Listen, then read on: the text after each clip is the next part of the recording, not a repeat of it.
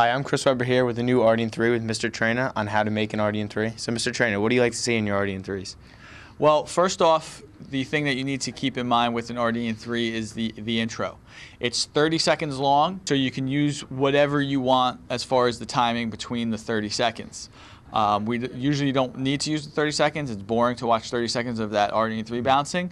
But while you're doing that, you need to put a subtitle or a lower third there that looks nice, that kind of tells the audience what RDin3 is coming up. And then once you get into an RDin3, you just did a lead in. You need to make sure you have a lead in, and you make sure that you put these lower thirds. As you just see, the lower thirds just popped up.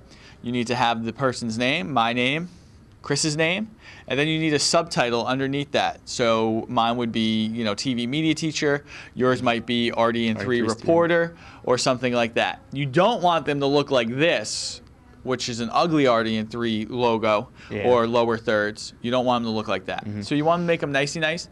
And you also want to make sure when you're doing B-roll, B-roll's another key, is you want to fill up this interview. As you can see right here, we have B-roll of students working in the class.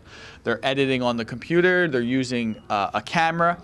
Now this helps speed up or kind of keep the interest of your viewer on the RDin3. Because if you just have me talking or something going on there, while I'm talking, not something going on there, then it's going to be messed up.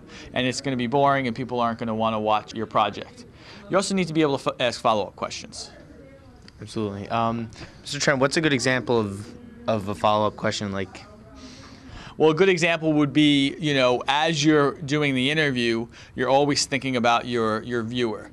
Do they understand what the person's saying? So a good follow-up question might be like if I say, well, we edit on Adobe Premiere Pro CS6. What is Adobe Premiere Pro CS6? Good follow-up question. Adobe Premiere Pro is a editing program where we can take all the clips, put it in there, edit it, put titles, and then get it out to the public. And now the viewer knows what it is. Now the viewer knows, because you got to realize that little old lady on Kinderkamak might not know what Adobe Premiere Pro CS6 is. You know it, I know it, so we always have to be thinking about our viewers at home.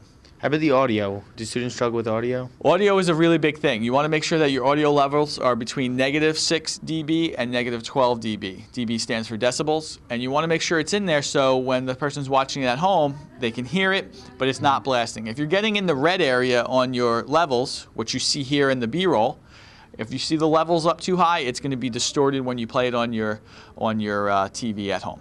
How about time? Do students struggle keeping in the time limits? Time is key.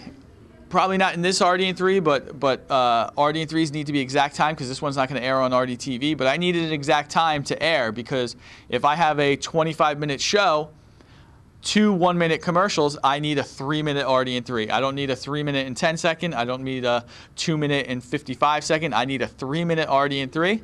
And the students that give me RDin3s that are exact time are the ones that are going to have their stuff aired. Students that don't are not going to have it aired and then going to suffer on their grade. All right, thanks, Mr. Traina. I'm Chris. This was an RDin3 signing out.